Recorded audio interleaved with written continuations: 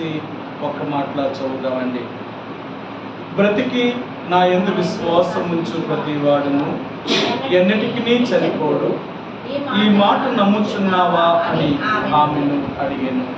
ఈ రాత్రి దేవుడు ప్రార్థన కొరకై చదువుకున్న లేఖన భాగాన్ని దేవుడు దీవించుగాక. దేవుడి దగ్గర కనిపెట్టిన మేరకు దేవుడు ఈ మాటను ఆయన అనుగ్రహించారు. ఈ రాత్రి మనం ప్రార్థనలోకి వెళ్ళే ముందుగా దేవుడు ఏమని మనల్ని ప్రార్థన కొరకే సిద్ధపరచాలనుకున్నారు అంటే, ఆయన మరి ఈ మాటతో మనందరినీ ప్రార్థన కొరకే పురుకొల్పాలనుకున్నారు. ఏంటి అంటే 26వ వచనంలో ఆయన అన్నాడు, ఈ మాట నమ్ముచున్నావా అని ఆమెను అడిగాను. ఈ రాత్రి దేవుడు మార్తతో అడిగిన ప్రశ్నే ఈరోజు నీతో నాతో కూడా అదే ప్రశ్న అడుగుతున్నాడు ఆయన. ఈ మాట నువ్వు నమ్ముచున్నావా? ఈ మాట నువ్వు నమ్ముచున్నావా? ఏ మాట నమ్ముచున్నావు? నా యందు విశ్వాసం ఉంచిన వాడు చనిపోయినా బ్రతుకుతాడు, బ్రతికి నా యందు విశ్వాసం ఉంచిన వాడు ఎన్నటికీ చనిపోడు. ఈ మాట నమ్ముతున్నావా అంటే అక్కడ యేసుప్రభు వారు ఏం చెప్తున్నారు అంటే, పునరుత్థానమును జీవమును నేనే. ఒక మనిషిని బ్రతికించగలిగిన వాడిని నేనే, ఒక మనిషిని చంపగలిగిన వాడిని కూడా నేనే. దేవుడి చేతిలో ఏమున్నాయి అంటే జనన మరణములు, ఈ రెండు దేవుని యొక్క చేతిలో ఉన్నాయి. ఒకరు జన్మించాలన్నా దేవుడి సంకల్పమై ఉండాలా, ఒకరు మరణించాలన్నా దేవుని యొక్క సంకల్పమై ఉండాలా. ఏదైనా సరే అది దేవుని యొక్క సంకల్పము, దేవుని యొక్క అనుమతి లేకుండా ఈ భూమి మీద ఏ ఒక్కటి కూడా భూమి మీద జరగదండి. ఈ భూమి మీద ఏదైనా జరగాలి అంటే ఆయన ఆజ్ఞాపించిన దాన్ని బట్టే జరుగుతుంది తప్ప ఆయన ఆజ్ఞాపించినది ఏది కూడా జరగదు. ఆదికాండం 1వ అధ్యాయంలో దేవుడు ఆ దినాన్ని సృష్టిని చేసిన తర్వాత సృష్టికి ఏమైతే ఆజ్ఞనిచ్చాడో ఆయన, అవి ఆనాటి నుంచి ఈ రోజు వరకు కూడా క్రమము తప్పకుండా వాటి పనిని వాటిని నిర్వర్తించుకుంటూ వెళ్ళిపోతున్నాయి. కానీ ఒక్క మానవుడు మాత్రమే దేవుడు తనకు ఏమైతే ఆజ్ఞాపించాడో అది మాత్రము చేయకుండా ఆజ్ఞాపింపబడలేని దాన్ని చేస్తూ ఉంటున్నాడు వాడు. ఈరోజు మనిషి ఎలా ఉన్నాడు అంటే, ఏదైతే చెప్పబడుతుందో చెప్పబడిన దాన్ని చేయలేకపోతున్నాడు, కానీ చెప్పలేని దానిని చెయ్యాలనుకుంటున్నాడు.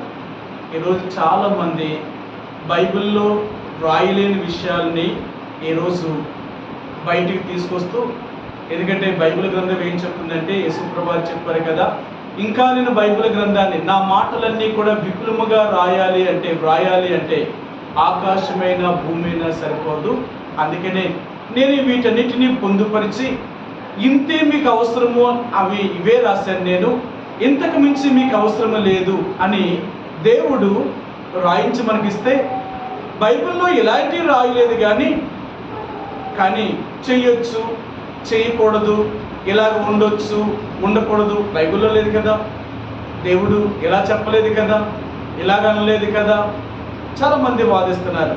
కానీ దేవుడు ఒకవేళ నువ్వు చెయ్యాలి అంటే అలా రాసుండను కదా, నువ్వు చెయ్యకూడదనే కదా నీకు చెప్పలేదు ఆయన. కాబట్టి దేవుని యొక్క బిడ్డలుగా దేవుడు ఏమైతే మనకి ఇచ్చాడో దాని ప్రకారంగా మనం నడుచుకోవాల్సిన వారమే తప్ప దానికి మించి మనం ఏది చేయకూడదు. అందుకంటాడు, ఒక మాటను కలిపిన ఒక మాటను తీసివేసిన వారికి ఎన్నో రకాలైన శిక్షలు తెగుళ్ళు వారికి పట్టుకుంటాయి అన్నాడు. అందుకని దేవుని వాక్యంతో మనమేమీ కలపకూడదు, మనమేమీ తీసివేయడానికి కూడా ప్రయత్నం చేయకూడదు. ఏమి వ్రాయబడిందో అది మనం చేయగలిగితే చాలు. వ్రాయబడలేని దాన్ని చేసే కంటే వ్రాయబడిన దానిని మాత్రమే చేయాలి. మనకు ఎంతవరకు అర్థమవుతుందో అంతవరకు మాత్రమే మనం అర్థం చేసుకోవాలి. అంతకు మించి నీకు అర్థం కాని విషయాన్ని నువ్వు శోధించడానికి ప్రయత్నం చేయకూడదు. బైబిల్లో దేవుడు అంటారు, నీకు ఎంతవరకు అర్థం కావాలో అంతవరకు మాత్రమే నేను అర్థమయ్యేలా చేస్తాను, అంతకు మించి నీకు అర్థం కాదు. ఒకవేళ అంతకు మించి నీకు అర్థం కావాలి అంటే నేనే చేయగలుగుతాను, ఎందుకంటే జ్ఞానము వివేకానికి ఆధారమైన వాడిని నేను. ఆ విషయాలు రాసిన వాడిని, ఆ విషయాలు నీకు అర్థమయ్యేలాగా చేయలేనా? కానీ ఎంతవరకు అంతవరకు మాత్రమే నీకు చేయగలిగిన వాడిని. కాబట్టి ఈ రాత్రికాల సమయంలో యేసు ప్రభువారు మనతో ఈరోజు మాట్లాడాలనుకున్నది ఏంటంటే, నీవు నమ్ముచున్నావా? ఏమని నమ్మాలా? దేవుణ్ణి మనం నమ్మాలి అంటే ఎలా నమ్ముతాం? దేవుణ్ణి నమ్మాలంటే ఎలా నమ్ముతాం?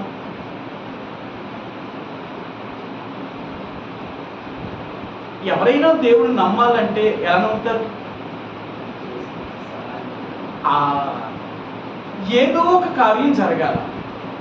ఒక మనిషి యేసుప్రభువుని నమ్మాలి అంటే, ఒక దేవుని నమ్మాలి అంటే, ఆ దేవుడి ద్వారా ఆ మనిషికి ఏదో ఒక సూచక్రియ, ఏదో ఒక కార్యం జరిగితేనే కానీ ఆ వ్యక్తి దేవుడి మీద విశ్వాసాన్ని ఉంచలేడు. ఊరికినే కాదు, ఇప్పుడు యేసుప్రభువు మార్తతో చెప్తున్నాడు, మార్త, నా యందు నువ్వు విశ్వాసం ఉంచితే, నన్ను నమ్మితే, నువ్వు నమ్మిన ప్రకారంగానే నీకు జరుగుతుంది. ఏమని నమ్మాలి ప్రభువా? నేనే పునరుత్థానమును జీవమును అని నమ్మాలి. అంటే నువ్వు బ్రతికించగలిగిన వాడివి, చంపగలిగిన వాడివి అని నాకు తెలుసు. కానీ ఇప్పుడు మా సహోదరుడు చనిపోయి నేటికి 4 రోజులు అయ్యాడు. అలాంటి వాడిని కూడా నువ్వు బ్రతికించగలవా? అది సాధ్యమా? ఒకవేళ ఇప్పుడు అక్కడికి వెళితే అక్కడ ఆ శరీరము కంపు కొడుతూ ఉంటుంది అంటున్నారు వారు. సరే, మీకు ఆ మాట చూపిస్తాను. యోహాను సువార్త 11వ అధ్యాయము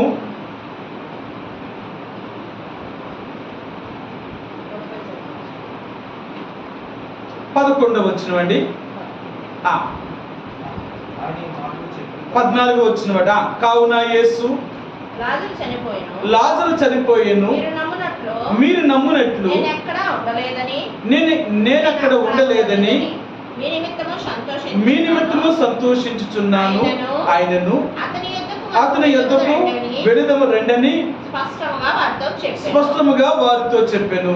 సరే, అయితే ఆ తర్వాత వీరు యేసు ప్రభువారు ఆ మాటలు చెప్పగానే వారు ప్రభువుతో చెప్తున్నారు, అయ్యా, అతడు చనిపోయి నేటికి 4 రోజులు అయ్యింది అంటాడు ఆయన. ఎంతండి? 39. చదవండి. యేసు రాయి తీసివేయడని చెప్పగా చనిపోయిన వాని సహోదరి అయిన మార్త, ప్రభువా, అతడు చనిపోయి 4 దినములైనది కనుక ఇప్పుడు వాసన కొట్టునని ఆయనతో చెప్పాను. ఇప్పుడు మార్త చెప్తుంది, అయ్యా, నా సహోదరుడు చనిపోయి నేటికి 4 రోజులు అయిపోయింది. ఇప్పుడు ఆ సమాధి దగ్గరికి వెళితే ఆ సమాధి వాసన కొడుతూ ఉంటుంది. ఇలా చనిపోయిన వారు నువ్వు బ్రతికించగలవా? ఇది సాధ్యమా? అప్పటికప్పుడు చనిపోతే బ్రతికించడానికి ఏదైనా అవకాశం ఉంటుందేమో. చనిపోయి సమాధి చేయబడిన తర్వాత కూడా నువ్వు బ్రతికించగలవా? ఇది సాధ్యమా? ఇంతవరకు వారు ఏం చేసి చూశారంటే, చనిపోయిన వారిని మంచం మీద ఉంటే బ్రతికించారు. కానీ సమాధిలోనికి వెళ్ళిన వ్యక్తి 4 రోజులు అయిపోయినప్పుడు కూడా కుళ్ళిపోయి దుర్వాసన కొట్టే శవాన్ని కూడా నువ్వు బ్రతికించగలవా? ఇది సాధ్యమా? ఇది అసాధ్యం. అందుకని యేసు అన్నాడు, మన దేవుడు ఎవరు అంటే, అసాధ్యమైనవి అంటే జరగలేనివి జరిగేలాగా చేయగలిగిన వాడే మన దేవుడు. మన దేవుడు నమ్మదగిన వాడు. అందుకని బైబిల్ గ్రంథాలు అంటాడు, ఈయన నమ్ముకున్నదగిన సహాయకుడు అంట. మన దేవుడు ఎవరో తెలుసా? ఈయన నమ్ముకోవడానికి సహాయకుడు, నమ్మడానికి ఆధారమైన వాడు. సరే, మీకు ఆ మాట చూపిస్తాను. 46వ కీర్తన 46వ కీర్తన మొదటి వచ్చినవాడి, దేవుడు మనకు ఆశ్రయమును దుర్గమునై ఉన్నాడు, ఆపత్కాలములలో ఆయన నమ్ముకునదగిన సహాయకుడు.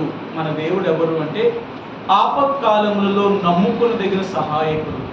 మనం నిజంగా ఆ దేవుణ్ణి నమ్మడానికి ఆయన అర్హుడు, ఆయన నమ్మదగిన వాడు.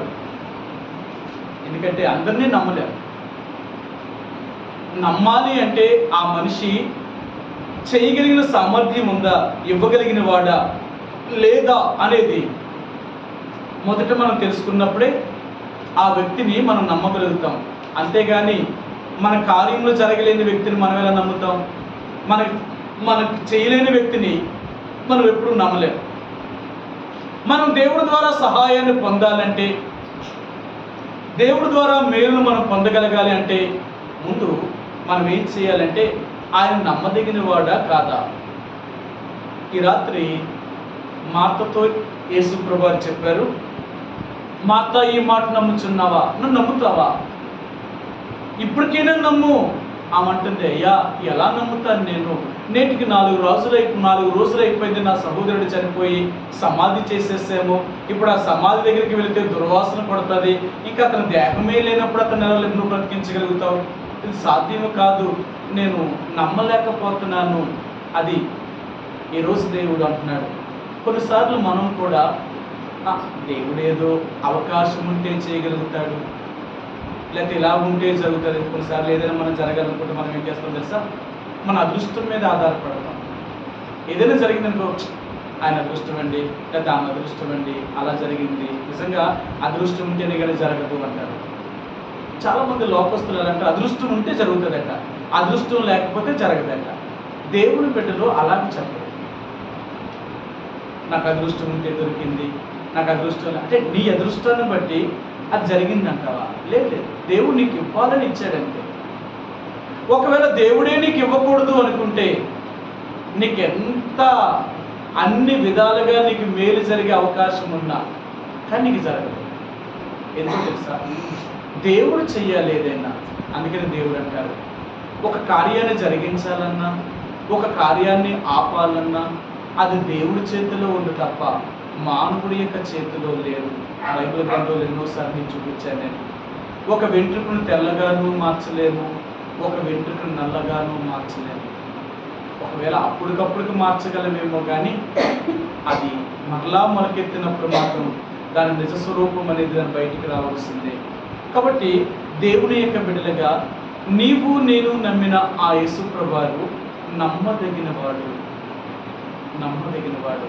ఎంత నమ్మదగినవాడు అంటే ఆయన ఎలాంటి పరిస్థితుల్లో ఉన్నా నువ్వు దేవుడి దగ్గరికి వచ్చి, ప్రభువా నాకు సహాయం చేయి తండ్రి, నేను ఎలాంటి పరిస్థితుల్లో ఉన్నాను అని నిజంగా నువ్వు దేవుడిని అడగగలిగితే ఆ యేసు ప్రభువు తప్పక నువ్వు అడిగిన దానికి సహాయం చేయగలిగిన దేవుడు ఆయన.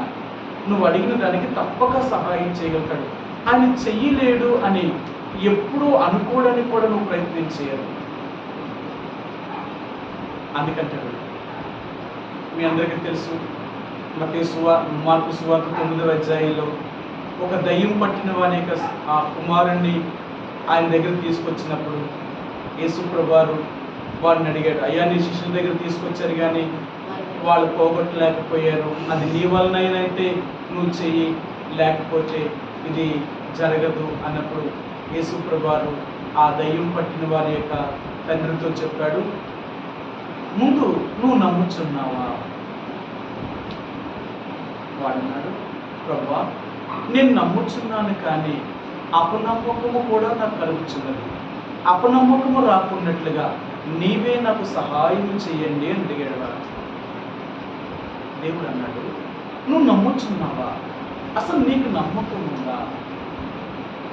నా దేవుడు చేయగలడు, నా దేవుడు ఇవ్వగలడు, నా దేవుడు నేను ఏది అడిగినా ఆయన నాకు సహాయం చేయగలిగిన వాడు అని మనం నమ్ముతున్నామా? అందుకని మనం బైబిల్ని చదివేటప్పుడల్లా ఆయన మీద మనకు నమ్మకం ఎక్కువ పెరుగుతూ ఉంటుంది అన్నమాట. అంటాడు, నువ్వెంతైనా నమ్మదగిన దేవుడిని అంటాడు ఆయన. మన దేవుడు ఎవరు అంటే ఆయన ఎంతైనా నమ్మదగిన వాడు. నువ్వు ఎంత నమ్ముతావో నీ నమ్మకానికి అంతగా సహాయం చేయగలిగిన వాడు, అంతగా చేయగలిగిన వాడు. అందుకని ఈ రాత్రి దేవుడు మనకు నేర్పించాలనుకున్నది ఏంటంటే ఆయన అంటాడు, అంధకారములో నుండి వెలుగును ప్రకాశించినగా పలికిన దేవుడు. ఆ దేవుడు ఎవరు అంటే ఈ సృష్టిలో ఏమీ లేనప్పుడు ఇంత సృష్టిని కలుగజేసిన దేవుడు. ఆయన లాంటి దేవుడు ఇంత సృష్టిని కలుగజేసిన వాడు నీకు నాకు నీ అవసరాలు నా అవసరాలు తీర్చడానికి ఆయనంత సమర్థుడు కాదంటావా? ఆయనంత నమ్మదగినవాడు కాదనుకుంటావా? చాలాసార్లు మన జీవితంలో దేవుడు నమ్మదగినవాడు కాదు అనుకునే మనము మన మీద ఆధారపడతాం, లోకములో ఉన్న మనుషుల మీద ఆధారపడతాం, లేకపోతే లోక సంబంధమైన ఆస్తుపాస్తుల మీద ఆధారపడతాం. కారణం ఏంటంటే ఎంత దేవుని నమ్మినా మనకంటూ మనకు ఆధారం అనేది ఏదో ఒకటి ఉండాలి కదా. మనకి ఏదో ఒక సహాయం మనకు కలగాలి, మనం నమ్మాలి అంటే. ఈ రాత్రి నమ్మకానికి ఇంకొకటి ఉందట. నేను ఈ విషయాల గురించి నేను ప్రభు దగ్గర కనిపెడుతూ బైబిల్ గ్రంథంలో అసలు ఎవరెవరు దేవుడిని నమ్మారు? యేసుప్రభు వారు మార్తతో అడిగాడు, మార్త నువ్వు నమ్ముతున్నావా, నన్ను నమ్ముతున్నావా? ఏమని నమ్మాలో తెలుసా? చనిపోయినప్పటికీ కూడా నా ఎందుకు బ్రతుకుతారు అనే నీకు నమ్మకం కలగా. నీకు ఎంత నమ్మకం ఉండాలో తెలుసా? చనిపోయినప్పటికీ కూడా నేను బ్రతికించగలిగిన వాడిని నువ్వు నమ్ముతావా? మాట్లాడలేదు. నిజమే, నువ్వు చనిపోయిన వారిని కూడా బ్రతికించగలుగుతావు, దానికి నాకేం అనుమానం లేదు. కానీ నేటికి 4 రోజులు అయిపోయింది కదా, ఎలాంటి పరిస్థితుల్లో కూడా నువ్వు బ్రతికించగలవా? ఇది సాధ్యమా? శరీరమే కుళ్ళిపోయినప్పుడు ఆ శరీరాన్ని నువ్వు ఎలా బ్రతికించగలవు?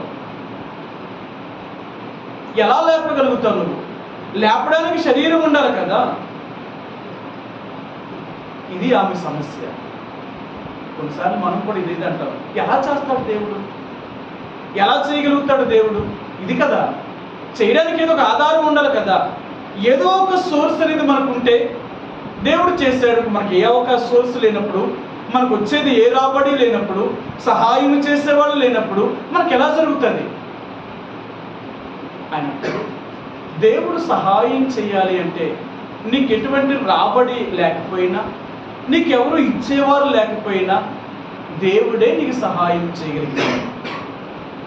అందుకనే మీకు సరసాలు చూపించాను. 3 రాజులు, ఇశ్రాయేలు రాజు, యోధా రాజు, మరి వాళ్ళకి సహాయం చేయడానికి ఇంకొక రాజు కూడా వచ్చే సిరియా రాజులా ఉంది. ఈ 3 రాజులు మరి యుద్ధానికి బయలుదేరారు. యుద్ధానికి బయలుదేరినప్పుడు రమారమి రామోత్ గిలాద్ మీద యుద్ధానికి వెళ్తున్నప్పుడు వీరు నడిచి 3 రోజులు నడవడం వల్ల వీళ్ళు అలసిపోయిన దాన్ని బట్టి వీరి పశువులకి నీరు దొరకలేదు.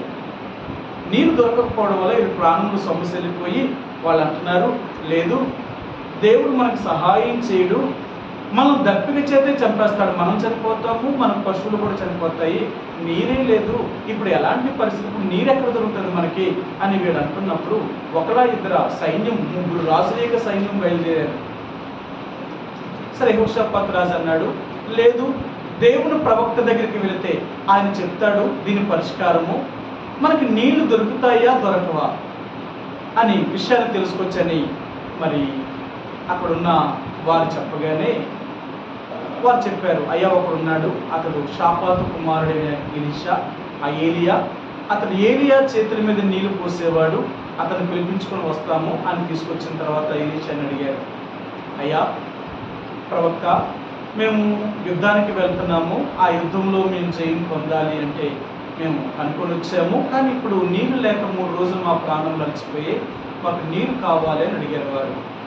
అప్పుడు ఎలీషా అన్నాడు, ఈ అరణ్యములో మీరు గోతులు తవ్వండి, ఆ గోతులు మీరు తవ్వితే రేపు ఉదయానికల్లా నీరు ఆ గోతుల్లోనికి వస్తుంది, ఆ నీరు వస్తుంది.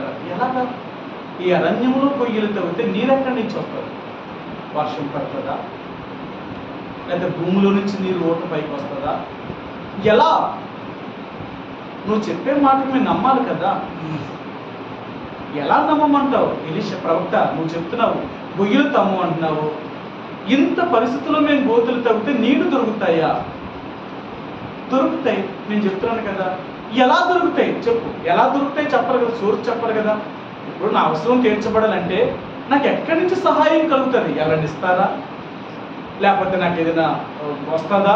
నాకు ఏ పరిస్థితులు కూడా లేవు కదా. ఇప్పుడు ఇలాంటి పరిస్థితులు కూడా జరుగుతుంది అంటావా? జరుగుతుంది. అప్పుడు ఏం చెప్పాడు తెలుసు ఆయన, వర్షమే కానీ గాలే కానీ రాకపోయినను మీ గోతులను తవ్విన తర్వాత రేపు ఉదయానికి నీరు గోతుల్లో నుంచే వస్తుంది. ఎలా వస్తుందని మీరు అనుకోరు, అది మీ పని కాదు. మీ పని ఏంటో తెలుసా? దేవుణ్ణి అడిగారు, నువ్వు నమ్మంతే. దేవుణ్ణి అడిగావు కదా, ఆయన చేస్తాడు. మరి ఎలా వస్తుందని నీ ప్రశ్న ఎందుకు? ఇది ఎలా జరుగుతుంది నువ్వు ఎలాగ అనుకుంటావు? ఇది నువ్వు అలాగ అనడం వల్ల నీకు జరగదు. ఆయన చెప్పాడు కదా, నేను నమ్ముకున్న దగ్గర సహాయకుడిని నేను ఎవరిని అంటే, నన్ను నమ్ముకుంటే నా దగ్గర నుంచి నీకు సహాయం తప్పగా కలుగుతుంది. అంటే ఎలా వస్తుంది, ఎవరిస్తారు, ఎక్కడి నుంచి వస్తుంది, ఇలాంటి ప్రశ్నలను నువ్వు దేవుడి దగ్గర ఎప్పుడూ వేయకూడదు. దేవుణ్ణి ఎదిరించకూడదు. ఎదురు ప్రశ్న వేయి. నువ్వు దేవుణ్ణి అడిగావు, నీకు నమ్మకం వరకు మాత్రమే నీ పని. ప్రభా, నువ్వు చేయగలవని నమ్ముతున్నాను, నేను నిన్ను అడిగాను కదా, నువ్వు ఇవ్వగలుగుతావు. ఎందుకంటే మా పరలోకపు తండ్రి, నువ్వు చాలా మంచివాడివి. నువ్వు చేపను అడిగితే పామునిచ్చే దేవుడు కాదు, రొట్టెని అడిగితే రాతినిచ్చే దేవుడు కాదు. అంత మంచి దేవుడు అయినప్పుడు నేను ఈ పరిస్థితుల్లో నిన్ను అడుగుతున్నాను, నాకు నువ్వు సహాయం చెయ్యి అని నిజంగా నువ్వు అడిగావు కదా, నా దేవుడు ఇస్తాడు. నీకు ఈ అనుమానాలన్నీ ఎక్కడి నుంచి పుడతాయో తెలుసా? నీ ప్రక్కనే ఉంటాడు కదా సాతానుడు, వాడు చెప్తూ ఉంటాడు, ఎలాగిస్తాడు దేవుడు, ఎక్కడి నుంచి చేస్తాడు దేవుడు, నీకు ఇచ్చే అవకాశం ఎవరున్నారు, నీకు ఎక్కడి నుంచి కలుగుతుంది? దేవుడు అన్నాడు కదా నీకు చేస్తాను అన్నాడు, ఎలా కలుగుతుంది చెప్పమను, ఎలా కలుగుతుంది? అందుకని అనుమానము పుట్టించేవాడు సాతానుడు. మన జీవితంలో ఎప్పుడు కూడా దేవుణ్ణి అనుమానించదు. మీకు ఎన్నోసార్లు చూపించాను ఆ మాటను. బైబిల్లో దేవుడు ఖచ్చితంగా మాట చెప్పాడు. ఆయన సరే మీకు చూపిస్తాను మళ్ళీ ఆ మాటను. మీరు ఎన్నోసార్లు చదివారు, మీకు చూపించాను కూడా. కానీ ఈ రాత్రి మళ్ళీ అదే మాట దేవుడు మనతో మాట చూపించాలనుకుంటున్నారు. లూకాసు వార్త 12వ అధ్యాయము, లూకాసు వార్త 12వ అధ్యాయము, లూకాసు వార్త 12వ అధ్యాయము 29 వచ్చినవండి. 12:29. ఏమి తిందుము, ఏమి త్రాగుదుము అని విచారింపకుడి, అనుమానము కలిగి ఉండకుడి. మన జీవితంలోనంట అనుమానమే ఉండకూడదట, అనుమానమే ఉండకూడదట. మనం ఎలాంటి వాళ్ళం తెలుసా? అన్నిటినీ అనుమానించేవాడు. చాలా మంది ఎలా ఉంటారు సార్, అమ్మా ఆ మనిషి మీదే నమ్మకం ఉండదమ్మా అంటారు. కొంతమంది ఎలా ఉంటారు తెలుసా, వాళ్ళని వాళ్ళే నమ్ముకోలేరట, వాళ్ళకే అనుమానం అంట. మనుషులుగా చాలా అపనమ్మకం ఎక్కువ, నమ్మలేరు. ఇలాంటి మనిషి నమ్మగలడా? నమ్మమంటున్నాడు. అదే మీకు దేవుడు ఏమన్నాడంటే, నువ్వు నమ్ము. నమ్మడానికి ఆ రాజులు అంటున్నారు, ఎలా నమ్మమంటావు? 3 రోజులు నీరు కొరకు వెతికి వెతికి వెతికి ఇక్కడ దాకా వచ్చాము, ఎక్కడా మాకు నీరు జాడే కనపడలేదు. అలాంటి పరిస్థితుల్లో ఈ రోజు మేము గోతులు తవ్వితే రేపు ఉదయానికల్లా గోతుల్లోనికి నీళ్ళు వస్తాయా? అదే సామాన్యం అని చెప్తున్న మాట. అసలు ఎలాగొస్తాయి? వర్షమైనా పడేలా చేస్తాడా దేవుడు? లేక ఏమైనా భూమిలో నుంచి నీ ఓట పైకి వస్తుందంటావా? ఏదో చెప్పు, నువ్వేదో చెప్తా కదా మీరు నమ్మడానికి. ఆయన అన్నాడు, వర్షము రాదు, భూమిలో నుంచి ఓట రాదు, కానీ దేవుడే మీకు నీళ్ళు ఇస్తాడు. దేవుడే నీళ్ళు ఇస్తాడు. మీరు తవ్వండి, రేపు ఉదయానికి మీకు నీళ్ళు దొరుకుతాయి. మీరు నమ్మలేదు, తవ్వలేదు అనుకో, మీకు నీళ్ళు దొరకవు. అంతే, ఇందులో ఇంకేమీ లేదనమాట. మీరు తవ్వితే మీకు దొరుకుతాయి, మీకు తవ్వకపోతే మీకు దొరకవు. అందుకనే దేవుణ్ణి నమ్మాలి అంటేనంట చాలామంది దేవుని ముందు శోధిస్తారు. ప్రభా, నువ్వు నిజమైన దేవుడు అయితే, అసలు దేవుణ్ణి ఎరగక ముందు వాళ్ళకి విశ్వాసము నమ్మకం అనేది ఏమి ఉండదు. కాబట్టి వారు అడుగుతారు ఏమనంటే, నాకు ఇలా జరిగితే, నాకు ఇలాగ అవుతే నిజంగా నువ్వు దేవుడిని నమ్ముతాను. నేను సరే ఎలా నమ్ముతాను? నేను నాకు జరిగితే నమ్ముతాను, నాకు జరగలేనప్పుడు నేను ఎలా నమ్ముతాను? నేను ఒక అవిశ్వాసి దేవుడి దగ్గరికి రావాలి అంటే ముందు అతడు దేవుడిని శోధిస్తాడు. అందుకనే తోమాతో దేవుడు చెప్పాడు కదా, తోమా నువ్వు అవిశ్వాసులు కాక విశ్వాసువే బ్రతుకు అన్నాడు. అవిశ్వాస చేసే పని ఏంటి? అవిశ్వాస చేసే పని ఏంటంటే తోమా ఏం చేయాలనుకుంటట, అయ్యా నీ చేతుల్లో అంటే నీ చేతుల్లో మేకు కొట్టారు కదా, నిజముగా నువ్వు తిరిగి లేచిన దేవుడివే అయితే, నువ్వే ఆయనవైతే ఆ గాయములో నేను వేలు పెట్టి చూస్తేనే కానీ నేను నమ్మను అన్నాడు. ఆయన అందరూ నువ్వు లేసావు కనిపించాడని అందరూ చెప్తున్నారు, నిజమే కాదంటా లేదు. కానీ అదంతా భ్రమ అనుకుంటున్నాను, ఏదో వాళ్ళు ఆ భ్రమలో బ్రతుకుతున్నారు అనుకున్నాను. కాదు, నువ్వు నిజముగా తిరిగి లేస్తే, నాకు నువ్వు కనబడితే, నీ గాయముల్లో వేలు పెట్టి నేను చూస్తేనే కానీ నేను నమ్మను. ఒక అవిశ్వాసాలు నమ్ముతాడట, జరిగితేనే కానీ నమ్మలేడు. ఎందుకంటే దేవుడి దగ్గరికి రావాలంటే ఆ నమ్మకం ఉండాలి. ఒక నమ్మిన విశ్వాసాలు కూడా యేసుప్రభువుని నమ్మిన తర్వాత ఈ వ్యక్తి దేవుణ్ణి శోధించాడు. ఎందుకంటే ఆయన ఎవరో ఆయనకు తెలుసు కదా, ముందే ఆయన వచ్చాడు కదా, శోధించే కదా వచ్చాడు. శోధించిన తర్వాత దేవుడి దగ్గరికి వచ్చినప్పుడు మరలా దేవుడిని ఎందుకు శోధిస్తాడు ఆయన? ఒక విశ్వాసి దేవుణ్ణి శోధించడు, ఒక అవిశ్వాసి దేవుణ్ణి శోధిస్తాడు. అర్థమైందా? ఇప్పుడు వీళ్ళు నువ్వు విశ్వాసవా అవిశ్వాసవా? సరే, మీకు ఇంకొక మాట కూడా చూపిస్తాను. ఆదికాండము 18వ అధ్యాయంలో ముగ్గురు మనుషులు వారు ఎండవేళ వెళ్ళిపోతూ ఉన్నారు. అబ్రహాం ఏమో తన గుడారం దగ్గర గుమ్మం దగ్గర నిలబడి ద్వారం దగ్గర ఉన్నప్పుడు ఆ ముగ్గురు మనుషులు ఎండవేళ నడిచి వెళ్ళిపోతూ ఉన్నప్పుడు వారిని చూసి, అయ్యారా మీరు ఎక్కడికి వెళ్తున్నారు, ఎండవేళ ఇంత అలసిపోయినట్టున్నారు, కొంచెం నీళ్లు త్రాగి విశ్రాంతి తీసుకుని వెళ్ళిపోండి, నీళ్లు త్రాగండి అని పిలిచాడు. సార్ నీళ్లు తాగడానికి వస్తే, అయ్యో మీరు ఆహారం కూడా తెలియనట్టు కనపడుతున్నారు, కొంచెం ఆహారం పెడతాను, కొంచెం తినేసి వెళ్ళండి అని అబ్రహాం వారికి విందు కూడా చేశాడు, భోజనం పెట్టాడు. పెట్టిన తర్వాత వీళ్ళు ఒక మాట అడిగారు, అబ్రహ్మ నీ భార్య అయిన శారా ఎక్కడా అని అడిగారు. అదిగో గుమ్మం దగ్గర ద్వారం బయట లోన్ ఉంది అని చెప్పారు. అలాగా మస్తి అంటే నీకు దేవుడు బిడ్డనిస్తానని చెప్పాడు కదా, నీ కుమారుడు పుడతాడు అని చెప్పారు. చెప్తే శారా దేవుణ్ణి నమ్మలేకపోయింది.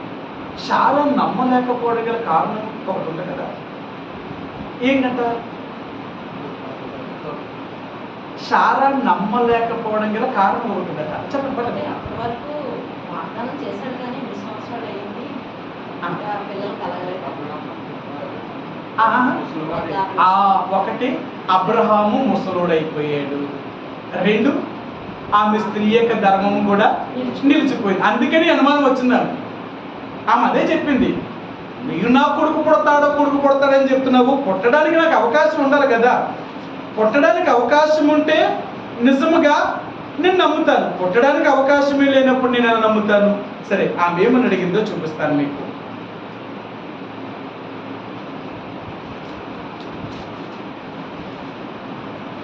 11వ వచనం అండి, 18వ అధ్యాయము 11వ వచనం.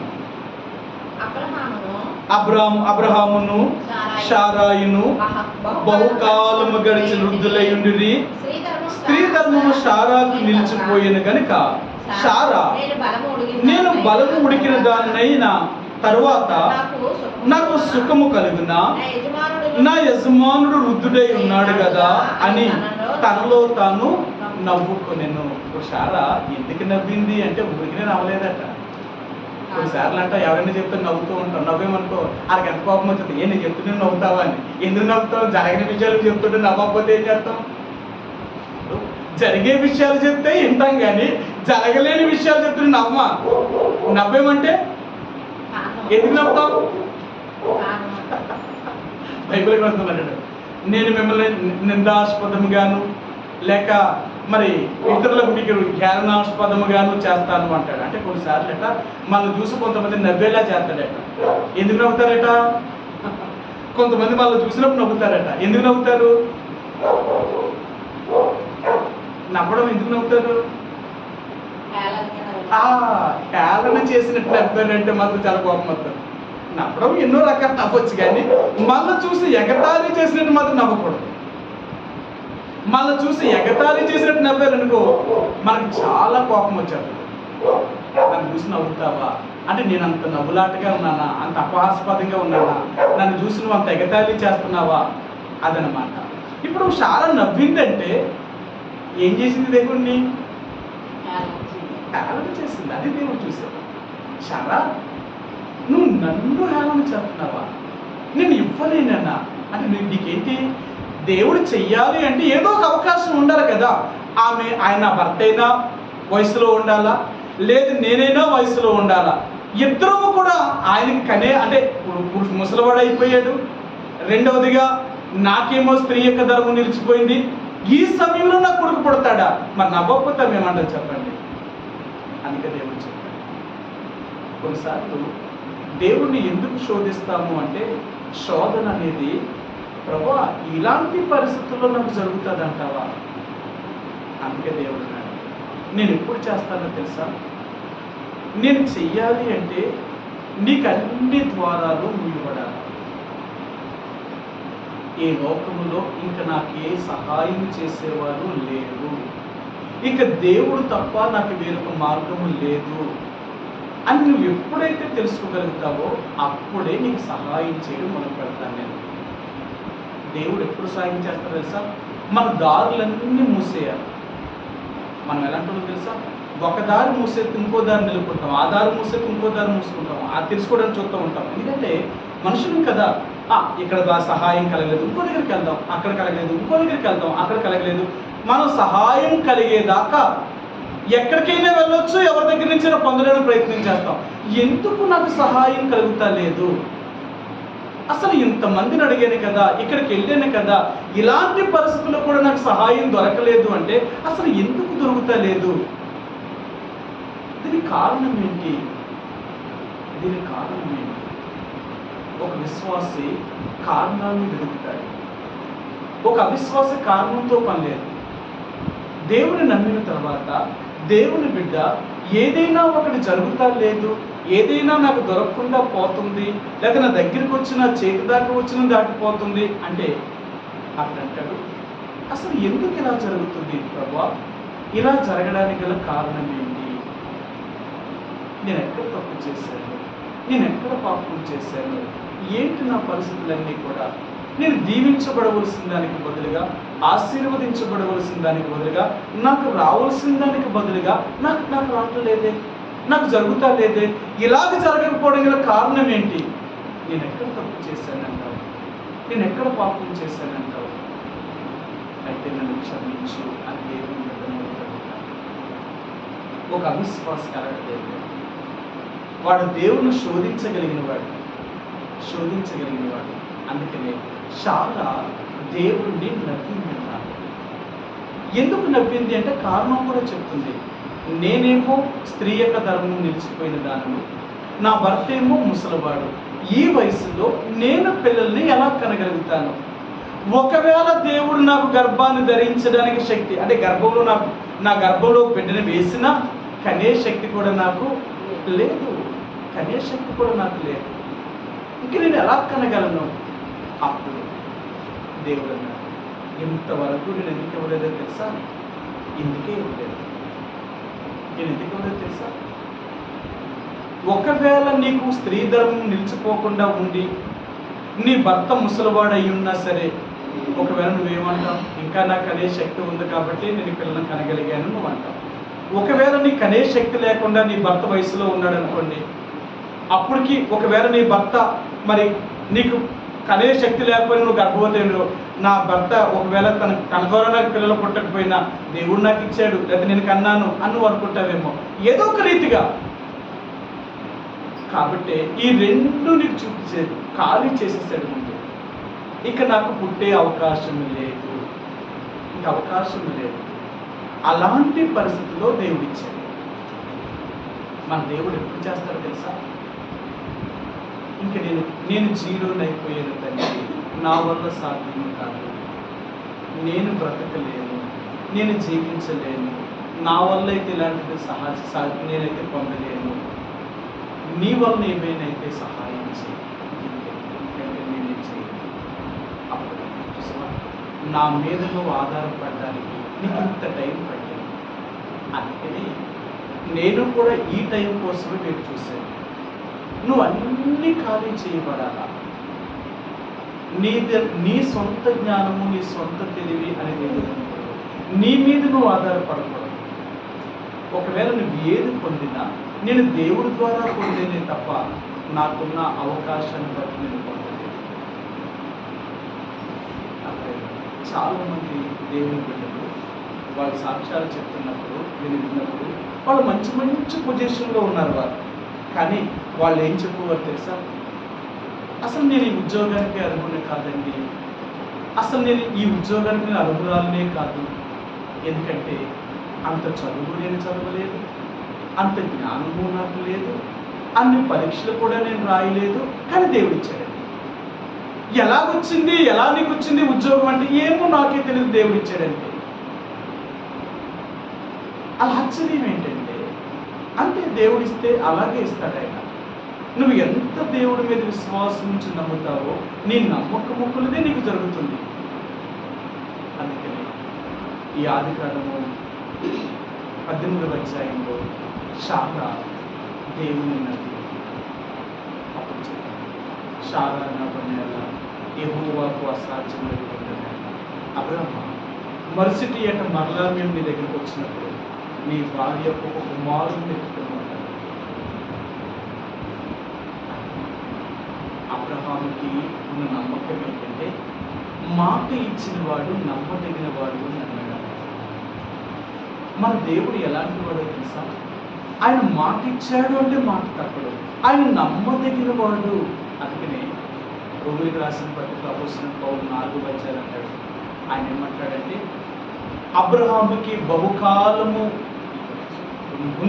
బహుకాలం గడిచిన వృద్ధుడైనప్పటికీ కూడా వాగ్దానము చేసిన దేవుడు నమ్మదగిన వాడు అని ఎంచిన దాన్ని బట్టి ఆ 100 ఏళ్ల వయసులో కుమారుని దేవుడు ఇచ్చాడు అంటాడు ఆయన. ఈ రాత్రి నువ్వు నేను నమ్మాలి అంటే నమ్మకానికి ఏదో ఆధారం అక్కర్లేదు. నువ్వు ఆధారంతో పని.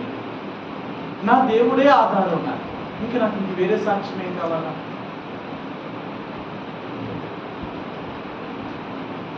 ఎవరి దగ్గరికైనా మనం సహాయం కొరకు వెళ్ళామనుకోండి, ఒకవేళ మనకు 10,000 రూపాయలు లేదా 20,000 రూపాయలు మనకు అవసరం అనుకోండి, మనకు బాగా సహాయం చేసే వాళ్ళు ఎవరు వారి దగ్గరికి వెళ్ళి అయ్యా నాకు ఇంత కావాలి నాకు ఇవ్వండి అన్నాం అనుకోండి, వాడు ఒకవేళ సరే తీసుకో అని ఇచ్చారనుకోండి, అప్పుడు మనం అంటాము ఏమో ఈ రోజు ఎలా ఉన్నాను రేపు ఎలా ఉంటుందో తెలుసా, నీకు ఒక నోట్ రాసిస్తాను, ఆ నోట్ రాసేసిన తర్వాత నేను డబ్బులు తీసుకుంటాను, తర్వాత నోట్ మీ దగ్గర పెట్టుకో, నేను అప్పు తీర్చిన తర్వాత నేను మళ్ళీ ఆ నోట్ తీసుకుంటాను అన్నాం అనుకోండి. అప్పుడు అవతల వ్యక్తి అంటాడు ఏంట్రా నోటుగా లేదా నోట్లో ఏముందో కాగితమే కదా, కాదు నువ్వు నాకేం నోటు రాయకూడదు, నువ్వేం కాగితం కూడా నాకు రాయకూడదు, నేను నమ్ముతున్నాను కదా, నేను నమ్ముతుంటే నోటు కాగితం నాతో సంబంధం ఏముంది అక్కర్లేదు, నువ్వు పట్టుకెళ్ళు అని అనుకోండి. అయినా నేను రాసిస్తాను వద్దు అన్నప్పుడు ఆ మనిషి దేన్ని నమ్మాడు? నీ మీద అతనికి అంత నమ్మకం. ఎందుకు నమ్మకం? నువ్వు ఇచ్చేస్తావే, నువ్వు తీరుస్తావని అవతల వ్యక్తికి అంత నమ్మకం ఉన్నప్పుడు నోటుతో పనేంటి కాగితంతో పనేంటి? ఈ కాగితాలు నోట్లు ఏమి తీరుతాయంటారా? ఈరోజు కోర్టులో కేసులన్నీ ఆ నోట్లే. అర్థమైందా? నాకు ఆయన తీసుకున్నాడండి ఇది ఒక కాగితం ఉన్నా ఆధారాలు ఉన్నా తీర్చే స్తోమత లేనప్పుడు ఏం చేయగలుగుతారు?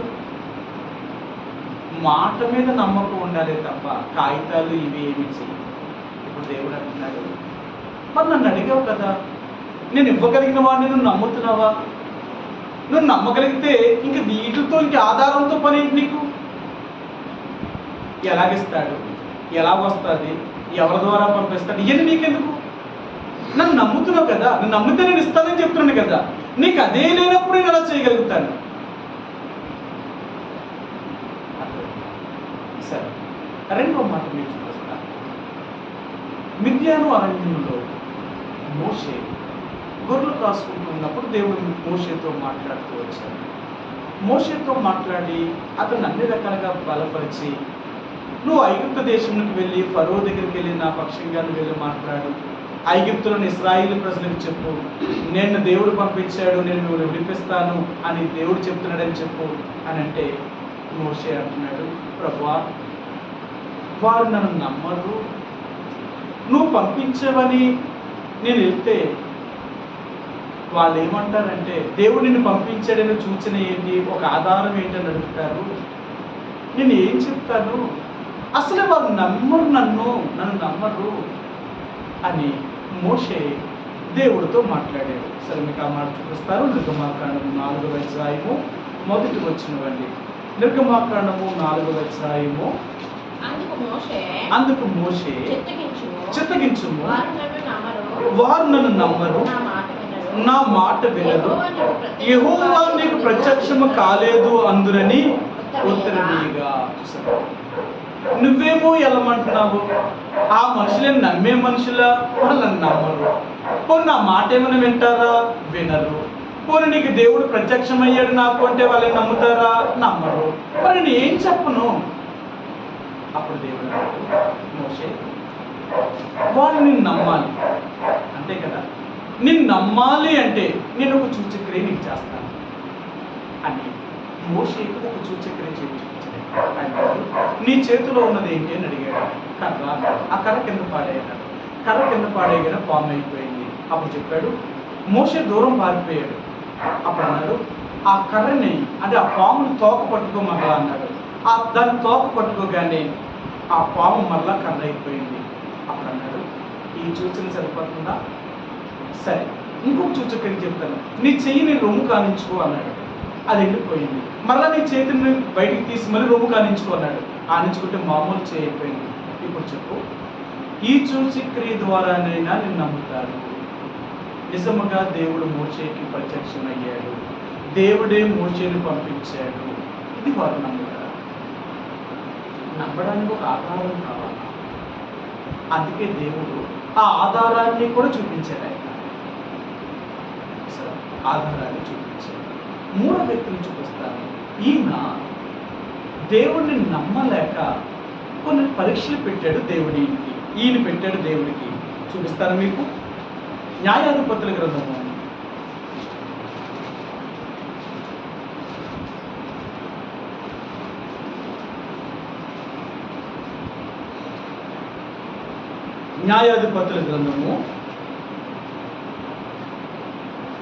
6వ అధ్యాయం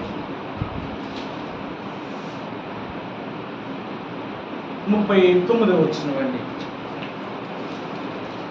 న్యాయాధిపతుల గ్రంథము 6వ అధ్యాయము 39వ వచనం. అప్పుడు గిద్యోను, నీ కోపము నా మీద మండనీయకము, ఇంకొక మారే ఆ బొచ్చు చేత శోధింప సెలవిమ్ము. నేలంతటి మీద మంచు పడి ఉండగా ఆ బొచ్చు మాత్రమే పొడిగా ఉండనిమ్మని దేవునితో అనగా. గిద్యోను దేవుణ్ణి శోధిస్తున్నాడు. దేవుడు గిద్యోనుతో మాట్లాడాడు. పరాక్రమ గల బలాఢ్యుడా, నేను ఫిలిష్తీయుల చేతిలో నుంచి, మిద్యానీయుల చేతిలో నుంచి ఇశ్రాయేలు ప్రజలు రక్షించడానికి నిన్నొక నాయకుడిగా నేను పెడుతున్నాను. మిద్యానీయుల చేతిలో నుంచి నా ప్రజలు విడిపించడానికి నువ్వే నాయకుడివి అన్నాడు. నేనా ఈ ప్రజలు విడిపించగలుగుతానా ఆ మిద్యాను రాజుల చేతిలో నుంచి? ఏంటయ్యా నువ్వు చెప్పేది? నేను చూస్తే పిరికివాడిని, నేనేంటి యుద్ధం చేసి వాళ్ళు జయిస్తాను, నా వల్ల కాదు, నేను చేయలేను, నన్ను వదిలే అని ఎన్నో రకాలుగా గిద్యోను దేవుడితో మాట్లాడాడు. సరే, దేవుడు అన్నాడు, లేదు లేదు, నేను నిన్ను ఏర్పరచుకున్నాను, నీ ద్వారా నీ కార్యం చేయాలనుకుంటున్నాను, కాబట్టి నేను చేస్తాను అన్నప్పుడు ఈయన దేవుడిని శోధించాడు. సరే, నువ్వు నన్ను పంపించాలి అనుకుంటే, వాళ్ళ చేతిలో నుంచి ఇశ్రాయేలు ప్రజలు విడిపించాలనుకుంటే నేను కొన్ని పరీక్ష పెడతాను, కొన్ని శోధన పెడతాను. ఆ శోధన అంటే నేను అడిగిన దానికి నువ్వు చేయగలిగితే, నువ్వు నిజముగా నన్ను ఆ మిద్యానీయుల చేతిలో నుంచి ఇశ్రాయేలు ప్రజలు విడిపించడానికి నన్నే నువ్వు ఎన్నుకున్నావా నమ్ముతాను. నేను నమ్మాలి అంటే ముందు నేను పెట్టిన దానికి నువ్వు నిలబడాలి, నేను చెప్పినట్టు నువ్వు చేయాలి. సరే చెప్పు. ఇదిగో ఈ బొచ్చు పట్టుకెళ్ళి కళ్ళం దగ్గర పెడుతున్నాను, కళ్ళమంతా తడిచి ఉండాలా, గొర్రె బొచ్చు మాత్రమే పొడిగా ఉండాలా. రాత్రి పెట్టాడు, ఉదయం వెళ్ళి చూశాడు, కళ్ళం తడిగా ఉంది, బొచ్చు మాత్రం పొడిగా ఉంది. అనుకున్నాడు, ఎవరైనా తీసేసి రాత్రి మళ్ళీ ఉదయం తీసుకొచ్చి పెట్టారేమో అనుకున్నాడు. ఈసారి అలాగే లేదు, బొచ్చు మాత్రమే తడిసిపోయి ఉండాలా, కళ్ళమంతా పొడిగా ఉండాలన్నాడు. అలాగే జరిగింది. అప్పుడు చెప్పాడు, ప్రభువా, నువ్వు నిజంగా ఇశ్రాయేలు ప్రజలు నా ద్వారా విడిపించగలుగుతావు అని నమ్మడానికి ఇది చాలు. ఈరోజు దేవుడు అంటున్నాడు, నా ద్వారా నేను నీకు చేయగలనా చేయలేనా అనేది నీ మీద ఆధారపడి ఉంటుంది. నువ్వు విశ్వాసవి అయితే నా మీద నమ్ముతావు, నువ్వు అవిశ్వాసవి అయితే నా ద్వారా ఒక సూచక్రియ పొందాలి అనుకుంటావు. నీకేది కావాలి? ఒక విశ్వాసగా నన్ను అడిగింది నేను చేయగలుగుతాను నమ్మకం లేకుంటే విశ్వాసులను దేవుడు ఎప్పుడూ కూడా ఆయన విడిచిపెట్టేవాడు కాదు. కీర్తన గ్రంథంలో అంటాడు, ఆయన విశ్వాసులను కాపాడేవాడు, ఆయన విశ్వాసులను కాపాడతాడు. ఎవరైతే దేవుడి మీద విశ్వాసం ఉంచగలుగుతారో, ఆయన మీద విశ్వాసం ఉంచిన వారిని ఆయన ఎన్నడూ విడనాడే దేవుడు కాదు. అది ఎవరైనా సరే. ఇక్కడ తారతమ్యం అనేది ఏమీ లేదు. సేవకులకే దేవుడు సాయం చేస్తాడు, విశ్వాసులకే సహాయం చేయడు, అయితే విశ్వాసులకే సాయం చేస్తాడు, సేవకులకు సహాయం చేయడు అని ఏమీ భేదం లేదు. ఇక్కడ వయసుతో కూడా నిమిత్తం లేదు. చిన్నలని కానీ పెద్దలని కానీ ఆయనకి వయసుతో కూడా నిమిత్తం లేదు. ఎవరు దేవుని యందు విశ్వాసం ఉంచగలుగుతారో వారికి తప్పక జరుగుతాడు. వారికి తప్పక జరుగుతాడు. ఉదయకాల సమయంలో మేము కుటుంబంగా బైబిల్ చదువుతున్నప్పుడు రాజు అయిన హిజ్కియా యోధావేలు మీద రాజు అయిన తర్వాత అతడు రాజ్య పరిపాలన చేస్తూ ఎంతో నమ్మకంగా పరిపాలన చేస్తూ ఉన్నప్పుడు అతనికి ఒక భయంకరమైన కురుపు పుట్టింది. ఆ రోజుల్లో, అంటే ఈ రోజుల్లో మనం క్యాన్సర్ అని ఎలా చెప్తున్నామో, ఆ రోజుల్లో ఒక కురుపు అతనికి పుట్టిందనమాట. అది రాచకురుపు అనమాట. అది ఇంక వచ్చింది అంటే చావే తప్ప బ్రతకడం లేదు ఇంక వాళ్ళు. ఆ రాజుకి అలాంటి భయంకరమైన కురుపు పుట్టినప్పుడు దేవుడు కబురు పంపించాడు, హిజ్కియా ఇక నువ్వు చనిపోతావు, కాబట్టి నీ ఇంటిని చక్కబెట్టుకో అని దేవుడు కబురు పంపిస్తే యెషయా వెళ్ళి చెప్పాడు. యెషయా హిజ్కియా దగ్గరికి వెళ్ళి చెప్పాడు, హిజ్కియా దేవుడు ఇలా చెప్తున్నాడని చెప్పగానే హిజ్కియా ఏడ్చి, ప్రభువా నేను ఎంత యథార్థముగా నీ కొరకు జీవించాను, ఎంత నమ్మకంగా నీ కొరకు జీవించానో నీకు తెలుసు కదా, అలాంటి నన్ను ఇంత త్వరగా నేను చచ్చిపోతానని చెప్తున్నావా, నేను బ్రతకాలని ఉంది, నన్ను బ్రతికించు అని అడిగాడు. ఎప్పుడైతే హిజ్కియా దేవుడిని అలా అడిగాడో దేవుడు మరలా యెషయా ప్రవక్తను పంపించి హిజ్కియాతో చెప్పాడు, హిజ్కియా నువ్వు మరణము కావు, నువ్వు బ్రతుకుతావు. 15 సంవత్సరాల దేవుడు నీకు ఆయుష్కాలను పొడిగించాడు. దేవుడు ఇలా చెప్పాడు, ఇదిగో మనుషులు పంపించి అంజూరపు ఆకుల్ని ఒక ముద్దగా నూరు తీసుకొని రమ్మను, ఆ ముద్దని నీ పుండు మీద పెడతాను, నీ పుండు తగ్గిపోతుంది అని చెప్పాడు. సరే, ఆ ముద్ద తెచ్చారు, ఆ పుండు మీద పెట్టాడు, ఆ పుండు నయమైందన్నమాట, బాగవుతుంది. అప్పుడు ఇక్కడతో ఇర్మియా దేవుడు చెప్పాడు కాబట్టి ఏం చేయాలా, నమ్మాలి.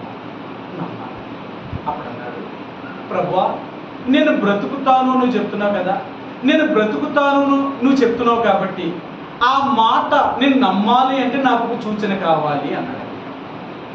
నేను బ్రతుకుతాను నువ్వు చెప్పావు కాబట్టి నేను బ్రతుకుతాను అంటే నాకు సూచన చూపించు, అప్పుడు నేను నమ్ముతాను. నేను ఎలా బ్రతుకుతాను? ఇంత భయంకరమైన కురుపుతో ఎన్నో రోజుల నుంచి బాధపడతానని చచ్చిపోతాను, ఇలాంటి పరిస్థితులు నువ్వు బ్రతుకుతానని చెప్తున్నావే, ఇది సాధ్యమా? అయితే నేను బ్రతుకుతాను నువ్వు చెప్తున్నావు కాబట్టి నేను బ్రతుకుతాను అని చెప్పడానికి నాకు సూచన చెప్పుకోవాలి అని. ఏం సూచన చూపించాలి నీకు?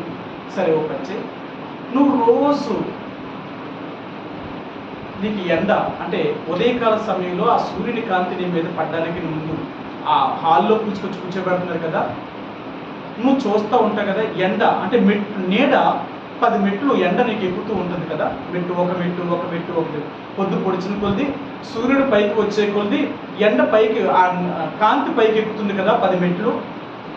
సరే, నీకు ఇదే సూచన. 10 మెట్లు ఎండ 10 మెట్లు పైకి ఎక్కిన తర్వాత ఆ ఎండ నీడను 10 మెట్లు మరలా కిందకి తీసుకొచ్చేస్తాను.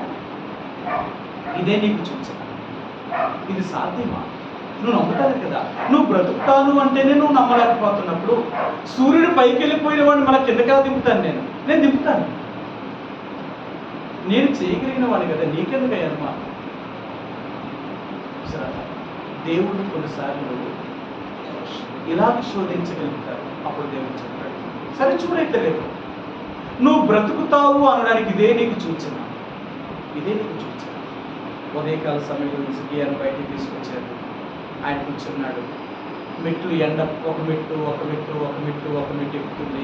10 మెట్లు ఎక్కి 10 మెట్లు ఎక్కిన ఎండను మరలా దేవుడు మళ్ళీ మొదటి మెట్టు దగ్గర తీసుకొచ్చాడు. అప్పుడు అన్నాడు, ప్రభువా నిజముగా నువ్వు బ్రతికించేవు అని నేను నమ్ముతాను. ఇప్పుడు నీ మందిరానికి వెళ్తాను, నేను నమ్ముతాను. చూడండి, నమ్మితే ఎలాంటి అద్భుతాలు దేవుడు చేయగలుగుతాడు, ఎన్ని అద్భుతాలు చేయగలుగుతాడు. మన దేవుడు చేయలేని కార్యాలు ఏంటంటే ఆయన చేయలేని వాడా?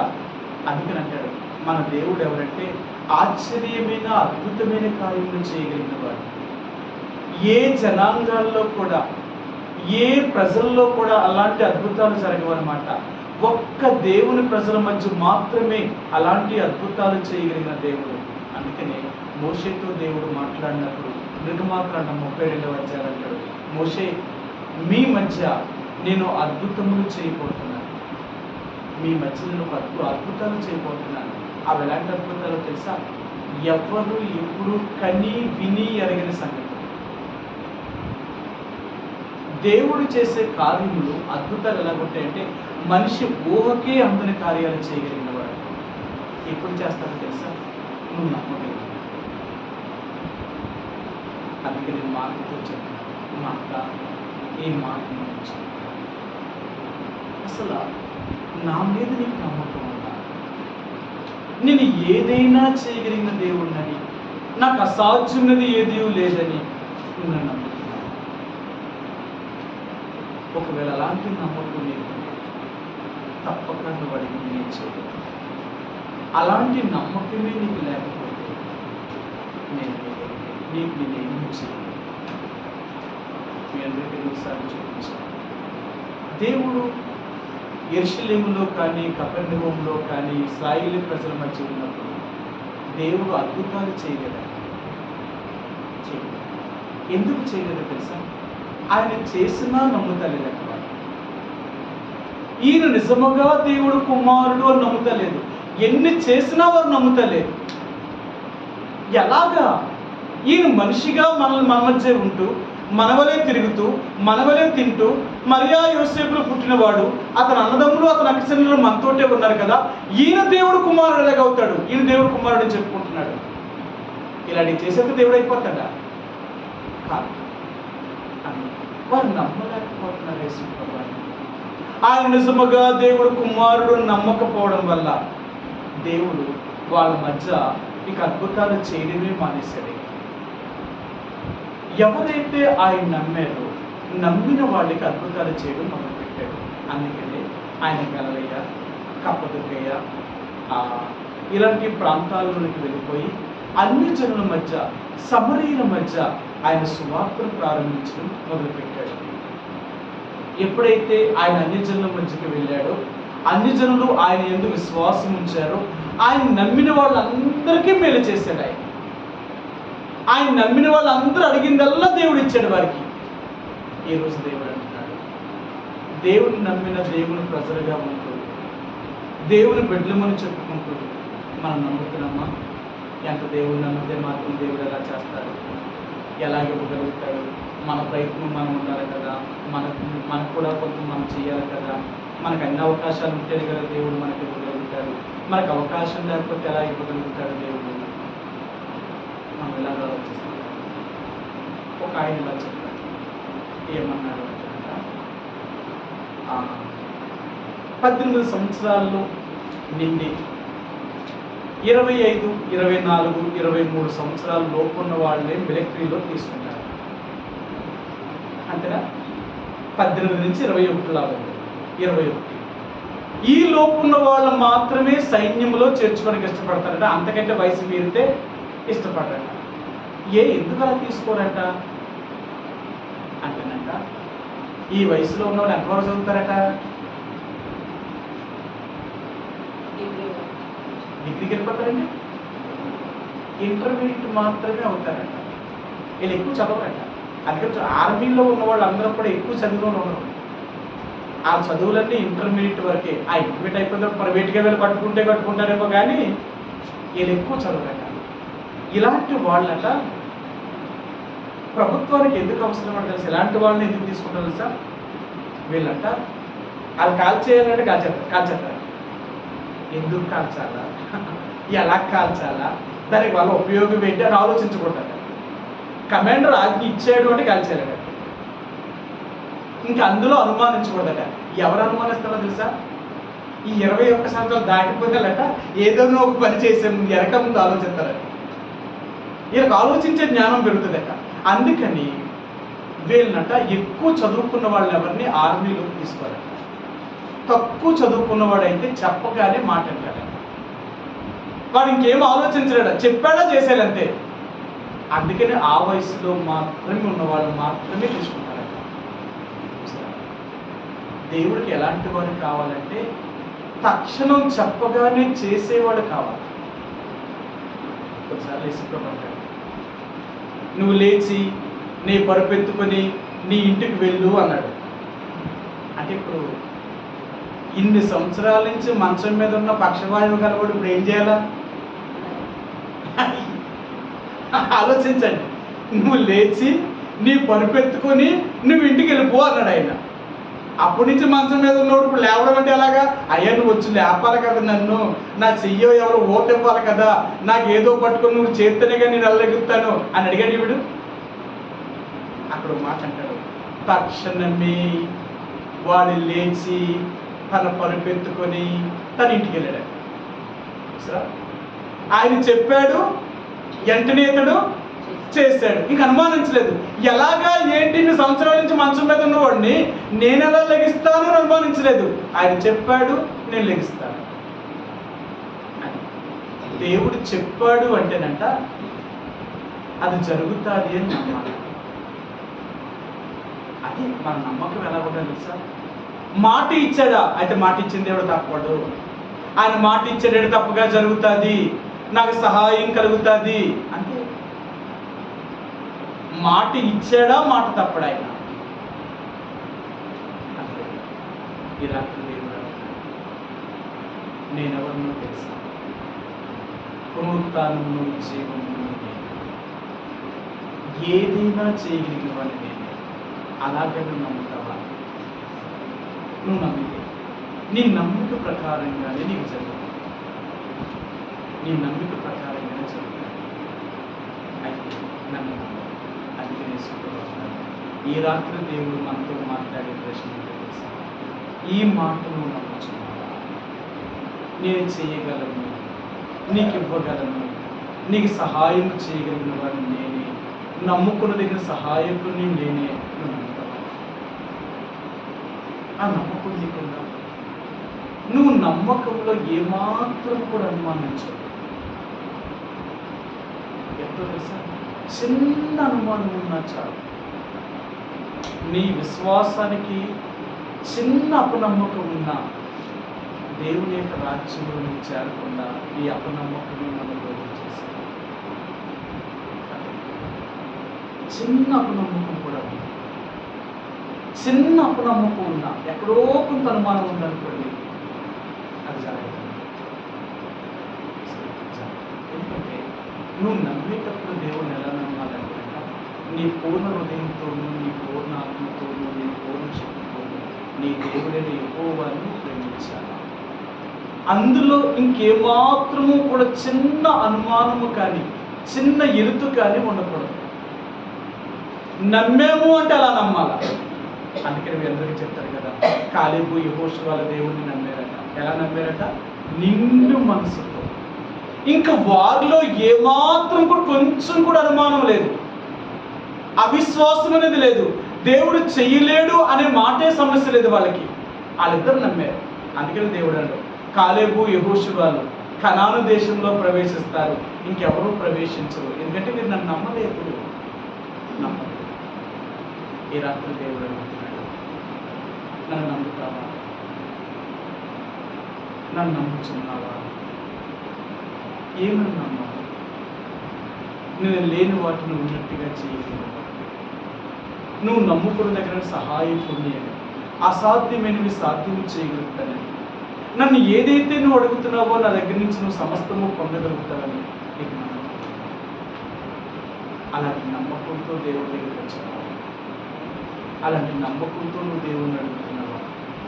అలాగే నీ నమ్మకం నిజంగా దేవుడు నీ నమ్మకానికి తగినట్లుగానే నీకు సహాయం చేయాలి.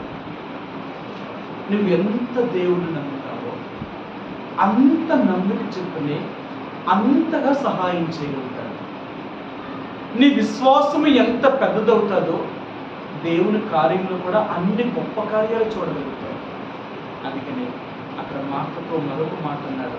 ఆ యోహాను సువార్త 11వ అధ్యాయం 40, 41, 42 వచనాలు ఏమో తెలుసా? మార్త, నేను నీతో చెప్పలేదా, నువ్వు నమ్మిన ఎడల దేవుని మహిమను చూపువని నేను నీతో చెప్పాను కదా అంటాడు ఆయన. నువ్వు నమ్మలేకపోయావు, కానీ నమ్మితే ఇంతకంటే అద్భుతాలు నువ్వు చూడగలుగుతావు. యోహాను సువార్త 1వ అధ్యాయంలో కూడా నతనయేలుతో దేవుడే మాట్లాడాడు. నతనయేలు, నేను ఈ మాట చెప్పినందుకు నువ్వు నమ్ముచున్నావా, లేక నేను దేవుని కుమారుడిని నువ్వు నమ్ముతున్నావా? నతనయేలు, నేను నిజముగా లోకరక్షకుడిని నువ్వు నమ్మగలిగితే వీటికంటే గొప్ప కార్యం నువ్వు చూడగలుగుతావు. నేను నిజంగా దేవుని కుమారుని కాదు అని నమ్మకపోతే ఏ గొప్ప కార్యాన్ని నువ్వు చూడగలుగుతావు. మొదట నేను దేవుడును అని నువ్వు చూడగలిగితే నీ జీవితంలో ఎన్నో అద్భుతాలు నేను చేయగలుగుతాను. నీవు నన్ను దేవుడిగా చూడకపోతే నేను నీకలా సహాయం చేయగలుగుతాను. నన్ను దేవుడిగా కలిగి ఉన్న వారికి సహాయం చేయగలుగుతానే తప్ప నేను దేవుడిగా కలిగి లేని వారికి సహాయం చేయగలను. అప్పుడు నాకు లేదు ప్రభువా, నువ్వు నిజముగా నిశ్చయవని, నువ్వు పిలిచావని, నువ్వు నన్ను చూసావని, నా గురించి విషయాలన్నీ చెప్పవని నమ్ముతలేదు. ఎందుకంటే నీ దగ్గరికి రాగానే నువ్వు దేవుడివి అనే స్పర్శ నాకు తెలుసు. నేను నిన్ను ఈరోజు నీవు నేను యేసు ప్రభువుని నమ్ముకున్నావు. ఆయన దేవుడు అని నమ్మగలుగుతున్నావా? దేవుడు అంటే సమస్తమును ఇవ్వగలిగిన వాడు. ఆయన ఈ సృష్టికి ఆధార సంభూతుడు. ఆయన ద్వారానే సమస్తము కలిగింది. ఆయనే సమస్తమునకు ఆధారభూతుడు. ఆయన లేకుండా ఏదీ కలగలేదు. ఆయన లేకుండా మరి ఏదీ కలగలేదు. ఒకవేళ ఆయన ఉంటే అన్నీ కలిగాయి. ఆయన వల్ల అన్నీ కలిగాయి. ఆయన లేకుండా ఏదీ లేదు. ఆయనే దేవుడు. అలాంటి జీవము కలిగిన దేవుడైన యేసు ప్రభువుని నమ్మిన నీవు నేను ఆయన కలిగిన విశ్వాసం నమ్ముతున్నాను.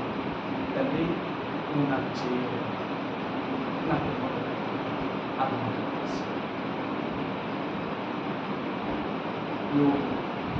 భయంకరమైన రోగంతో ఇక చనిపోయే పరిస్థితి వెళ్ళిపోయాడు. తెలిసిపోయింది ఇక నిన్ను బ్రతకను, నువ్వు చనిపో అని చివరి క్షణంలో కూడా యోగు ఒక నిరీక్షణ కలిగి ఉన్నాడు.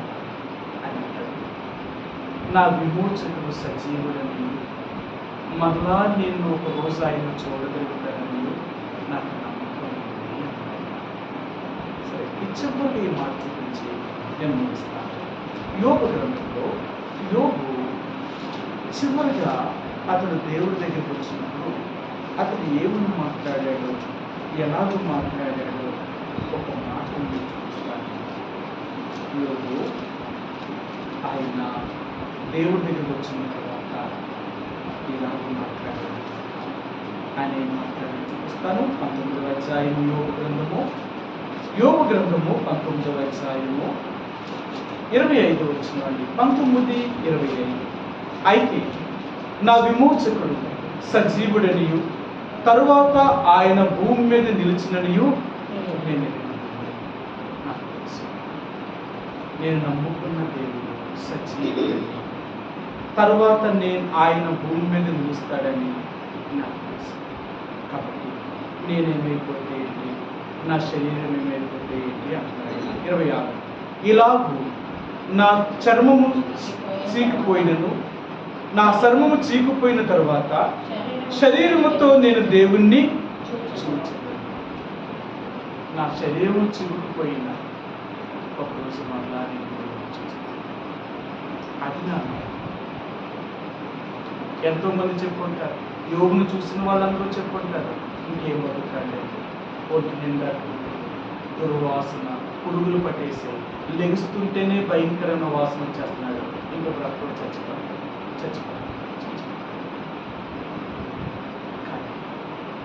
యోగుకు మాత్రము నా శరీరము చిరుకుపోయిన నా దేవుని పోషించు. నా దేవుని చూడడానికి నా శరీరంతో పనే ఉంది.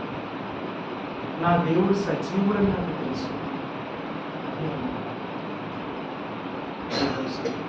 నీవు నేను దేవుని నమ్మిన వారిగా ఉంటున్నాను. నిజంగా దేవుడు మీద విశ్వాసం నమ్మగలుగుతాను. ఆయన మనల్ని పోషించగలిగిన వాడని, ఆయన మనకు సహాయం చేయగలిగిన వాడని, ఆయన మన అక్కర్లు తీర్చగలిగిన వాడని, మన సమస్యలన్నింటి నుంచి విడిపించగలిగిన వాడని నమ్ముతున్నాను. అంటే నువ్వు ఏ పరిస్థితుల్లో ఉన్నా దేవుని నమ్మడం తెలుసుకో. మనం నమ్మగలిగేమా నీకు సమస్తము సాధ్యం. నీకు నమ్మకం లేదా దేవుడి ద్వారా ఏమీ పొందలేదు. ఒక విశ్వాసాన్ని నువ్వు చెప్పుకున్నా నీలో ఉన్న అవిశ్వాసాన్ని బట్టి దేవుడి ద్వారా ఏమేమో మనకు అవి రాత్రికి వెళ్ళి ఒకసారి మనం చెక్ చేసుకుంటాం. మాట చెప్పి దేవుడు మాటతో చెప్పినప్పుడు ఈ మాట నమ్ముచున్నావా అని మాత్రమే ఈ రాత్రి దేవుడు అడుగుతున్నాడు. ఈ మాట నువ్వు నమ్ముచున్నావా? నేను నిన్ను కాపాడగలిగిన వాడిని, నీకు సహాయం చేయగలిగిన వాడిని, నీకు అన్ని రకాలుగా నీ అవసరాలు తీర్చగలిగిన వాడిని ఆ విశ్వాసం. ఒకవేళ నిజంగా అలాంటి విశ్వాసం అంటే నీకేది కావాలంటే నిండు మనసుతో విశ్వాసంతో నువ్వు నడుపుతున్నప్పుడు నేను నీకెందుకు సహాయం చేయను? నేను విశ్వాసం కాపాడేవాడిని, ఆ విశ్వాసం కాపాడేవాడిని. ఈ రాత్రి మనం మనం ఎలాగుతున్నాం? మనం నమ్ముతున్నాం మా దేవుడు. నమ్మితే మనం ఎలాగ దేవుడి మీద ఆధారపడుతున్నాం? ఎలాంటి విశ్వాసంతో పరిస్థితులు మనకు అనుకూలంగా లేకపోయినా, అన్నీ ప్రతికూలంగా ఉన్నా సరే నా దేవుడు చేయగలడు.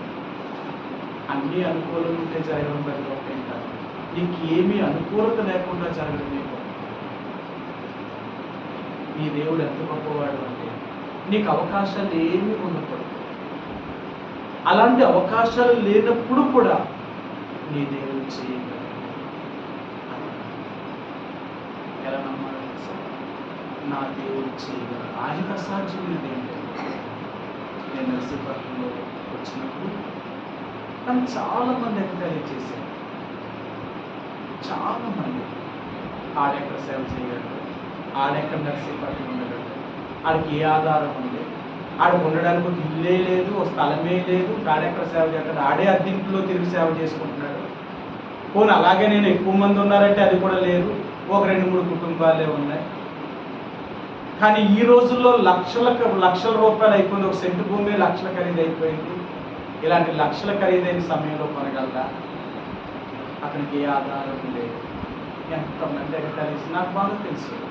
ఎంతోమంది నాతో చెప్పారు కూడా, నా పరనాయనలా మాట్లాడారు, పరనాయనలా మాట్లాడారు. నిజమే కదా, వాళ్ళ అండంలో తప్పు లేదు. నాకు ఏ ఆధారము లేదు.